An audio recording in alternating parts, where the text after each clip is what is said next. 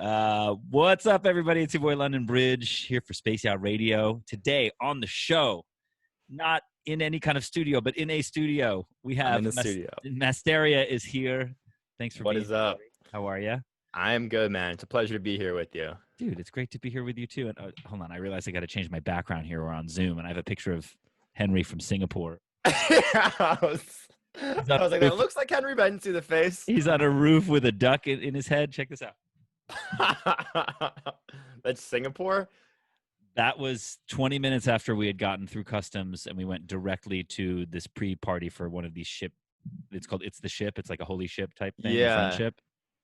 So that was us on like no sleep, having flown from LA to Singapore, and then being at this party. Now that you know the context, here's Henry. Just living. Well, actually, you know what? I'm just going to keep it there. That's fine. Anyway, enough about me. Hold on. So we have to open the show. It's a very important question that came from the Twitter community, from Jack Beats, actually. He wanted to know how many headbands do you own? Not nearly enough. Never have enough.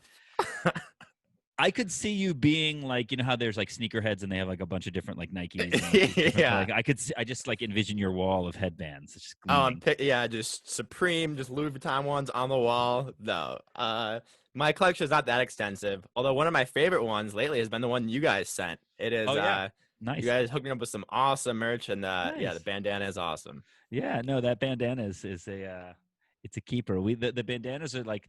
This is our fourth rendition of it, and they're hard to keep in stock because they're good for the festival, although no festivals anymore, so who knows. Maybe people still need face masks, though. They do need face masks. That's true. Yeah, that's true. Absolutely. All right, so we didn't really even get a clear answer of how many of these you own. I feel like it's probably more than we think. It's got to be at least 30 or 40. Every time I see you, you're wearing one, so it's Oh man, yeah, the hair would be covering my eyes otherwise. But the exact number, I don't know, man. It's a mystery to me. That's a merch item. You have to make the bandanas, like signature bandanas. They're coming. Got to do it. I just send me one when you're done with it. I like this idea of a lot. I'm giving you a full care package. No, so actually, you were saying the last time I saw you was in San Francisco. That's not true. The last time I saw you was when you opened at Matroda. Yeah, the Matroda show, that sold out show at Academy. Yeah, that was pretty awesome. That was a really cool. Awesome. That was one of the nights where I started out very kind of like, I don't know, just been a long day, and then by the end of the night, like everybody was like on stage, like wow, like going crazy. It was super fun though, but that was really dope. But yeah, you also played 1015 Folsom with us in San Francisco, and that was with Rezo. Was awesome. And then you did one. I think you did the LA at Sound, but I think I was in Israel, or I was not around. I don't think for that, but I heard it was great. That show, every one of the Space Yacht shows I played was just absolutely off the chain, just crazy. That one at Sound, that was wild. They were there for the house music, dude. That was fun. Definitely. No, Sound is, you should see it though, when we do the like the dubstep shows, like it's like a weird context because Sound is such like a techno, like house, like Euro vibe. And then you see these motherfuckers like headbanging and moshing in the pits. It can be scary at times, but we love them. The Stay Lit fam. Shout out to the Stay Lit fam. Anyway, so I wanted to get into a little bit about like you're from Detroit and you definitely like rep that. And so I was interested, like, what's the scene in Detroit right now for house music? Is there like a thriving scene, or is it kind of more just people on their own doing their own thing? Yeah, it's a great question. Detroit, for those who might not know, this is kind of where techno started, like in the 80s. So the electronic music culture here has been growing since then. And it's, especially now that we're in 2020, it's especially deep for that kind of techno, that kind of traditional house vibe. There's a lot of that. There's multiple DJs playing every weekend, well-known, like international DJs playing those kinds of vibes every weekend at different kinds of bars around the city. But on top of that, there also is this growing scene for this new style of tech house and this kind of bass house stuff that I play. And even the bass scene is huge here. So it's really grown into something that encompasses like almost every genre there is. Right. And it's crazy when I talk to like my other friends, when I go to a different city, you take it for granted sometimes having all these different DJs here on every Thursday, Friday, Saturday, and you go to a different city and you're like, oh, you guys don't have DJs playing all styles of music all the time, So it's really cool. The promoters who work in the city are awesome. and there's a lot of amazing clubs. So I'm super Yeah. thankful to be living here. Was there like a transition? Like I know that there's been a dance music scene there, like since way back, but you know, like indie was so big in like the 2000s. You know what I mean? And even just like the fact that like Jack White is from Detroit. I mean, it automatically like connects Detroit like with rock music anyway, and Hmm. Motown. I mean, Detroit is obviously has a lot a lot of musical history, Known for a lot of stuff. a Yeah. lot of stuff. But like when you were growing up, was there like a dance, like just say like say 10 years ago, was there more of like an indie scene and dance scene parallel, or is like the dance scene becoming bigger just because dance music is bigger now? Like, I think there definitely was a scene. I wasn't necessarily part of it. You know, I kind of like my first ever show was like an Excision and Datsik show when they were, yeah, back when Datsik was around and back when right, Excision was first kind of coming up. Yeah, right, we don't need to get into that, but right. We don't say that he who shall not be named. yeah, yeah. But yeah, so there definitely was a scene. You're like, Detroit is really well known for these early warehouse raves and all that sort of stuff, but I'm Right, just a little young for that. So when I was coming up, kind of like going to shows and all that stuff, it was the beginning of sort of the EDM kind of boom. right, So that's kind of where I started. And a lot of that did grow just because of the global growth of electronic music, from what I can tell. right. Yeah, it's just such a stark difference between if you like talking about like 2005 and like 2015, and just Oh kind of God, like the yeah, like culture is like totally different because like 2005 and like up till 2010 is all like indie and bands and like the Strokes and the Killers and like, you know what I mean? And even though totally. and obviously it's like people who listen to this show were probably listening to the underground shit since the jump, and I know there's always people who are always, but I'm just talking about kind of mass culture. But now it just seems like, I think to what you're saying, it's just like so like everybody once it gets to the frats, you know what I mean? Like once the frat kids are listening to it, you know, It's everywhere. you know it's big. So your specific sound though, I mean, I've been listening to your stuff a lot, and I realized as I was kind of going through your Spotify and your SoundCloud, I was like, I had the promos for all of these records, I've already heard all of these records. Yeah, And it just made me realize like, when it comes to your sound, I wanted to know, like, did you have this vision right away? Because to me, it's such a cohesive sound from your first release to where you are now. And obviously there's growth and it's different. I'm not saying it's all the sure. same, but I'm saying there is a vision from the jump. So this kind of more bass house sound, was that your initial kind of what you wanted to do as an artist, or did that kind of like organically just come to be? Well, it's a great question.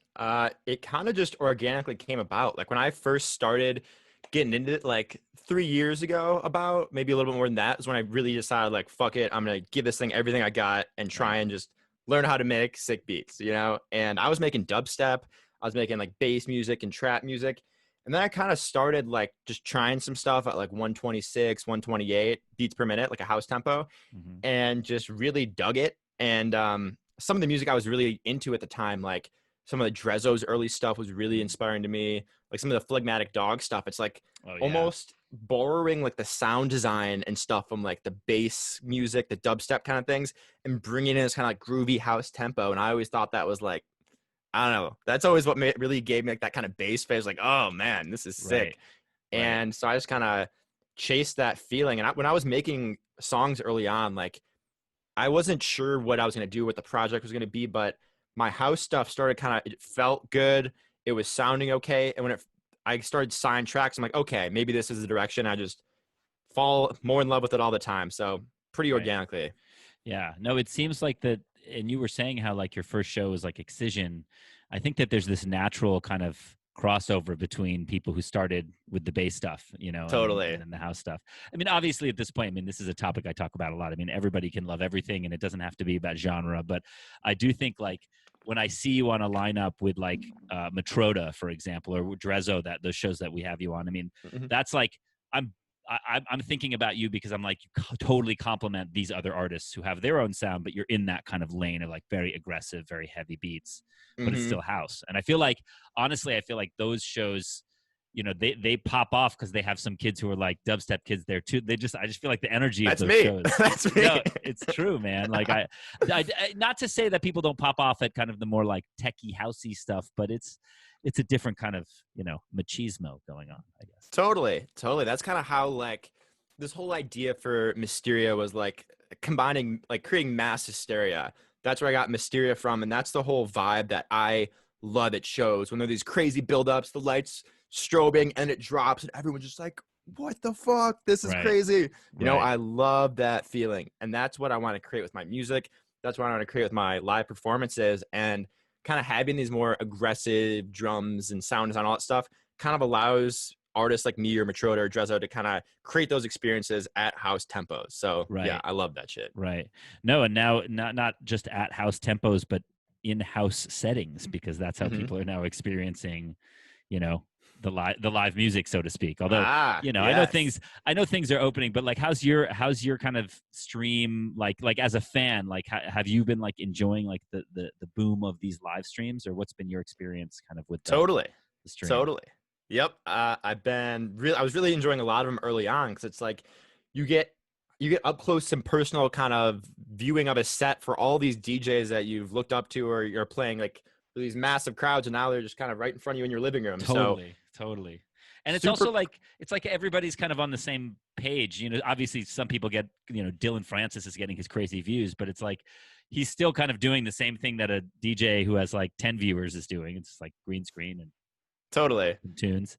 Totally. So it was also cool kind of as a DJ, kind of especially when we are first starting out, it's like everyone's pushing the envelope a little bit. Like someone comes out with a new set, it's like, oh, some new cool technology thing we can do with the green screen or this or that. So Right. it was really cool watching our whole community kind of evolve and kind of deliver their art in these new and creative ways. So that's been really cool to Totally. watch. And I think it'll be ever evolving, because I think it's like it's like week by week you see like different ideas that like some crew has put together, and here it is. Like you see it on the Insomniac streams, like their first one versus kind of where they are today. You Mm-hmm. see that even like I was watching Treasure Fingers, his he live streams all the time, like two or Yep. three times a week, and you can just see the progression of his like understanding of Twitch and like the different graphics. Codes, have you been following Codes? He's always Yeah, like in a Cody. boat, you know, he's always in a boat Yeah, I love driving that around the shit. harbor. Like it's very cool. I totally agree. And it's like it's also like forcing people to add another like their brain power to like another part of the art, which is now like how Mm-hmm. to engage. It's what you said. It's you're engaging, it's intimate, and the reality is like the people who are doing it well are the people who are talking to the chat. You know what I mean? Totally. It's like it's all about the chat, man. Oh, it is. Yeah. Love the I chat. learned that when watching Wax Motif a little bit. He runs the chat like a pro, and you know, it's a thing. It's like a kind of a different game DJing to a Twitch crowd versus DJing like a crowd at sound, you know? So, Right, totally. Have you done any streams in the last couple months, or what's been your yeah. Yeah, I've done quite a few streams here with this DJ setup back here. It's taken down right now, nice? but we've done a few like kind of virtual festival stuff, but I was Right. doing them especially early on almost Wait, every are other you at week. the golf clap studio right now? Yeah, yeah. Oh, okay. Sorry. It's the only you gave it away because I'm just like, wait, I've seen like that neon sign that I saw in the background. I was like, I've seen this somewhere before. That's so in terms of that. So you've done the streams out of their studio. Like, do you make your music out of that studio too, or No, what's the no. vibe? I No. make my music anywhere. But Right. yeah, it was cool, kind of cool being with these guys that when all this stuff started happening, we were able to all put our heads together, combine all the different equipment. Like I had a nice webcam and some lighting. They had like the DJM V10 mixer and all this stuff. We built this table. So we were all like, able to kind of put our heads together and start streaming pretty quickly. But Right. yeah, so I was doing quite a few early on. And then another thing I was doing for a little while, I missed it these past 2 weeks, but was like producer feedback, which I actually saw you've been doing as well. Yeah. Yeah. Yeah. It's. Um, I don't know if what we're doing is like real feedback, or because it's just me and Henry just dancing to people's songs. But yes. But yes.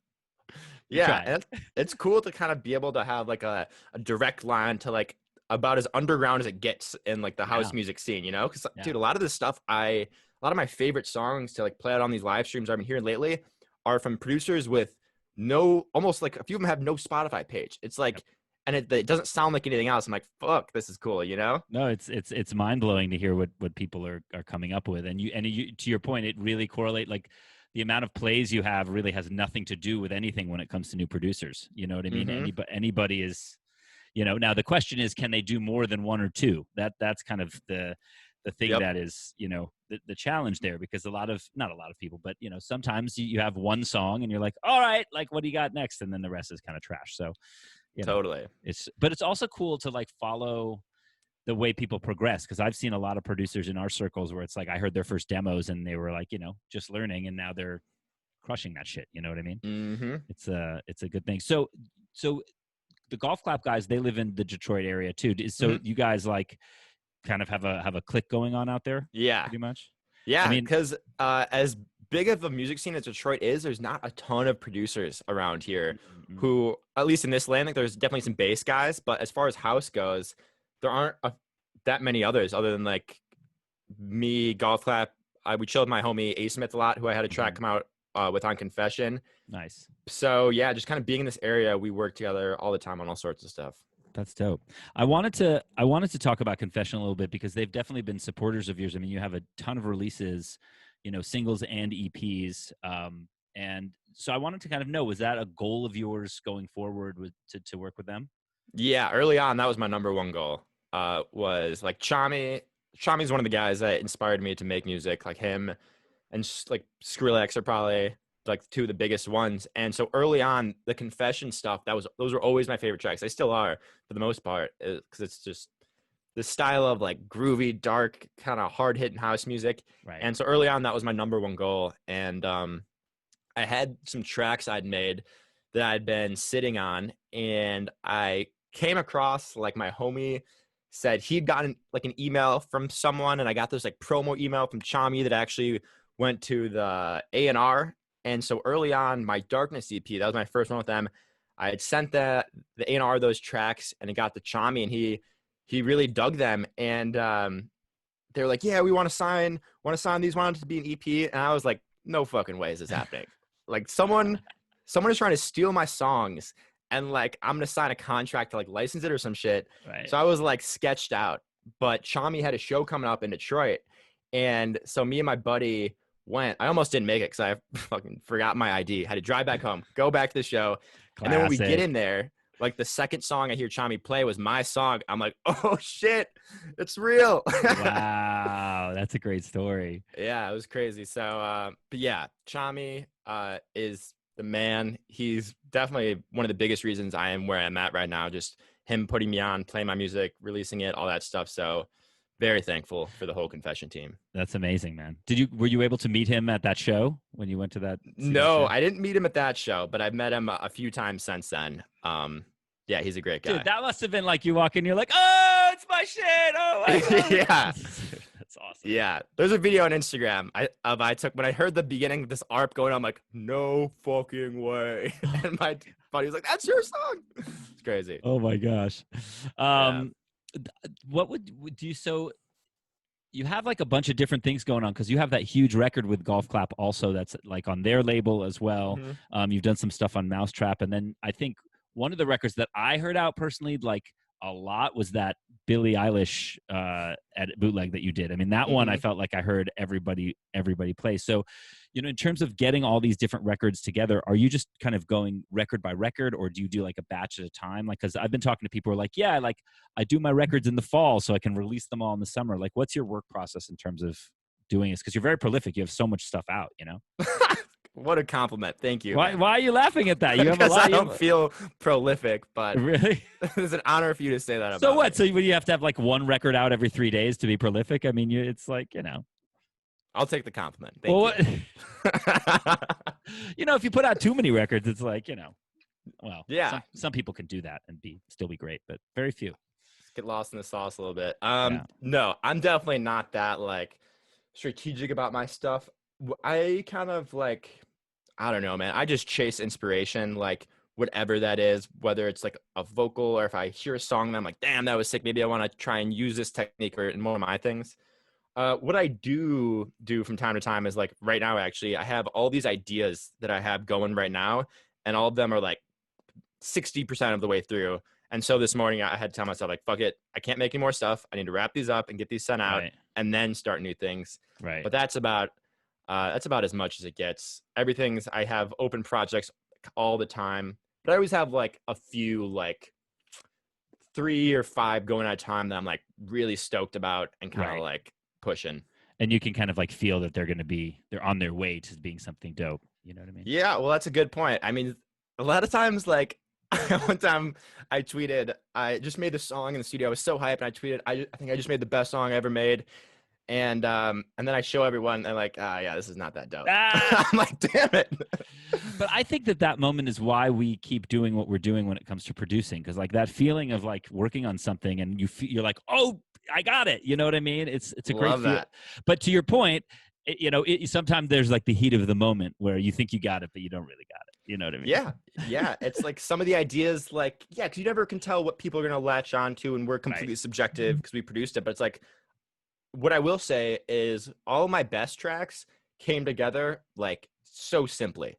Like it just kind of, the pieces fell. Obviously, there was all the mixing and finalizing and effects, but like the main stuff came together really quickly. Right. So that's one thing when I am producing. If I'm just really trying to force a square peg into like a round hole, I'll take a step back and be like, maybe I should just stem it out, scrap it, and incorporate these pieces of inspiration into something new. Right. That's a good way to look at it, because sometimes it's easy to just like leave the session and be like, bye. But what you're talking about is interesting, because then you're like, even if it's not a session you use, you still actually got something out of it or took some pieces out of it that you can then build on. I like that. I'm going to steal that. That's great. Do it, please. Because a lot of times I'm like, there was a point at which I thought this was good, but now it's trash. I gotta go. Bye. You know what I mean? But but I think there's something to saying, yeah, okay, well, if this sound is good, then you keep that. Sometimes I will strip it down to the drums, though. It's like I might like scrap the idea, but be like, well, yeah, but the drums sound good, so I'm just gonna restart over the drums. We'll change a little bit, depending. Okay. Not that I'm really producing very much these days. I just stream now. I'm a streamer. Yeah, you're not? I really liked your last tune. I was hoping you'd have some more stuff soon. No, I do. I actually do. To your point, I got a lot of stuff I got to finish. But no, I do. I've got like a good 6 or 7 tracks that, I got to figure out. But we might, we're also in the midst of starting the record label right now. So I'm actually kind of holding out, because I'm like, well, I might as well just put out my records as opposed to, you know what I mean? New record. I haven't heard too much about. I'd love to hear about that. I just announced it just now while we were talking, just as wow. what I just said to you. That's massive, dude. Congrats. It's perfect. We're just gonna pick some records, put out some compilations, put out some things. I don't know. We're still working it out, but at this point, it's definitely gonna happen. So a space yacht comp, dude. That is gonna be stacked. You got to be on. You got to be on it. Hopefully, let's get it. It'd be an honor. First record of the comp. There we go. I don't know about that. Wow. Why not make a banger? Let's go. Come on. Speaking of, I don't know. Speaking of nothing, because this was just in my brain. But do you think a prerequisite to being a bass house producer is being like a super, super nice person? Because I feel like you and like Martin Horger and Kaztech and Habstract, like you guys are like the nicest people. And I see this, like there's just this through line. You know what I mean? What do you think? Do you guys all have like a secret like society of like, it's like, how you ever watch The Office? You know how they have like what's the high society thing where they have their book club? What do they call it? Pam and Toby's thing. Yeah, the book club. It's the Finer Things Club. Yeah, the Finer Things Club. I feel like I see you and like Martin Horger having like the Finer Things Club, like reading poetry. Break room. I would love to do that with Martin. I met him for the first time at that Space Yacht show, and I'm like, wow, you're such a nice guy. So nice. But I think you guys are all. It's a cool, like you, Matroda, Martin Horger. I feel like you've got a nice kind of. There's a real sound there, and you're obviously all doing your own things. But what's your? I was thinking about this, like for you, when you hear something like from Martin, like Martin and Habstract just did that new track, like. I was like, this is fucking sick. Like with you, are you like getting into like, oh my God, how did they fucking manipulate? Because that's like your fucking lane. You know what I mean? Yeah. So another good question. A lot of great questions here, Rami. So sometimes definitely I'll hear it. A lot of times I'm still able to enjoy it. Like I know exactly which song you're talking about, and I love that tune. It sounds like a perfect blend of Martin Horger and Habstract. That totally. Yeah, it's like you can hear it. You can hear the blending. Yeah. Totally. If there's something really interesting, like production-wise, I'll just immediately go like the producer brain will light up and be like, all right, fuck, how did they do that? But usually I'm just kind of able to enjoy it. And if I want to reflect later and kind of go more in depth, like how the fuck did they do that? I'll maybe drag it into their DAW and study it a little bit more. But sure. Yeah, I mean, obviously, I'm sure you're using like reference tracks, or at least A/Bing your stuff with these other 100%. Yeah, I preach referencing like crazy, because that was one of the things early on that helped me learn. I think pretty quickly is just like referencing and then like recreating other tracks. Like I recreated so many tracks early on and just tried to get as close as I possibly could. And when you do that, you kind of learn the artist's tricks. Like all of Abstract's, Matroda's, Drezzo's, their tricks are all right there. You know, they're just kind of layered into the track. And when you really go through with a fine tooth comb and try and figure out how they did it, you can learn so much. So I'm a huge fan of reference tracks. Obviously, never stealing anything or never Right. anything like that, but like just training your ears, learning all these things. Well, it's an exercise. I love that because to your point, it's like that now you kind of have this new skill set that you can take to your own music. So it's like when I grew up playing drums, and you know, the main thing to practice is to play the drums to other people's stuff and learn what they do. You know what I mean? That's awesome. I love that. That's kind of like drum covers, like with the drums playing. Yeah, you with the drums playing, because it's just like, you know, like if you want to know how John Bonham could get that groove in Led Zeppelin, like you might as well play over it and play with the bass player and kind of like try to learn the tricks, and then also learning like drum fills. Like that's always a big thing where it's like, you know, you can play along your own thing, but like if you master the song from a master drummer, you then took something with you for your own stuff, right? It's the same what you're saying. Totally. So that's dope though. The recreation of other songs, that's very cool. I like that as a tip. I'm gonna do it. That. It is. It's hard. It's hard as hell, especially if you wanna.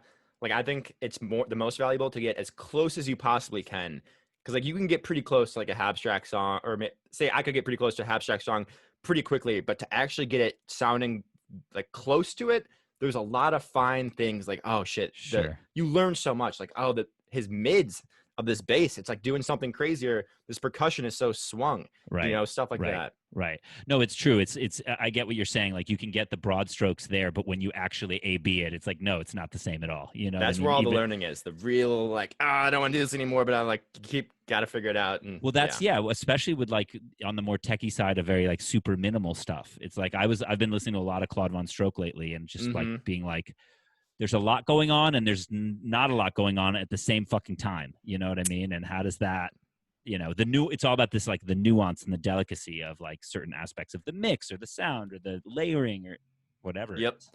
You know? And that's one thing I'm trying to get better at. Like Claude Von Stroke, Chris Lake, they do so much with so little. Yes. You know, their tracks are so simple, but everything in there, it's like pop music. The tracks are so simple, but every sound is so purposeful, and the song wouldn't be the same without every individual sound. Whereas like, I don't know, some like in the past, I've always just layered a ton of stuff on my tracks, you know, where maybe I could have, I don't know. It's about having I think the confidence to just have those few sounds carry the weight and do the work, you know? Right. Totally. All right. Now I'm like jazzed to go produce. Good. That's like, you got me pumped. All right. Well, this is awesome, dude. This has been, you have a guest mix coming up. So I'm just like, I just saw we're at like 32 minutes. I'm like, wow, that flew by. Yeah. It flew by. This has been a great conversation, man. A great combo. And also I wanted to get to, so you have a new record coming out with Kaztech. I just wanted to preview that because I know that's coming up, and we love Kaztech. He's played a number of Space Yachts. We've known him for a while. So I did want to hear a little bit about like, what's the deal with that record coming up? Yeah. So Kaztech's been one of my favorite producers for a long time. I love his stuff. And so I met him at a show in Vegas, and we started talking, and basically I asked him if he wanted to work on something. He was like, totally. Sent him an idea, and he was into it, and we'd gone back and forth a bunch of times. This track has evolved in so many different ways, but it's evolved into something we're really proud of it now. We think it's kind of a vocal driven track. It's called My Mind. It's a tech house track with a really fun bass lines and really fun leads over it. So this definitely be one for the clubs when it opens, but it was really cool to work with Tovin Kaztech on this one, because he's such a, I don't know, I love the creativity he brings to this tech house lane. Like all of his tracks are so funky, and like he's brilliant, and he's very much his own dude and has his own lane. You know, he has elements of these different things, but it's when you hear a Kaztech record, you know it's a Kaztech record. You know what I mean? Yep. Also, talk about sound. Like I feel like he gets his records to sound so like pristine. You know what I mean? Just like the clearest, loudest shit. You know what I mean? Yep. I talked to him. When I'm out in Vegas, I went to his house, and we were just talking. This little after party he had. We just talked about like technical stuff for so long, like how he does his mastering, all this, that. So he's a really technical guy, but he makes it look easy. So dope. That's awesome. Well, I hope that record is on this guest mix that we're about to go into. I'm assuming. You know it. I'm assuming it will be. You know it. All right. Well, thank you so much for being here. That was awesome. Awesome to chat. And we are going into a guest mix from Masteria. Thank you so much for being on the show. Thank you for And, having me, man. This has been awesome. Thanks for being here. And yeah, so we're going to go into this guest mix. It's your boy London Bridge for Space Yacht Radio. We'll catch you next week on the Flippy Flop. Later.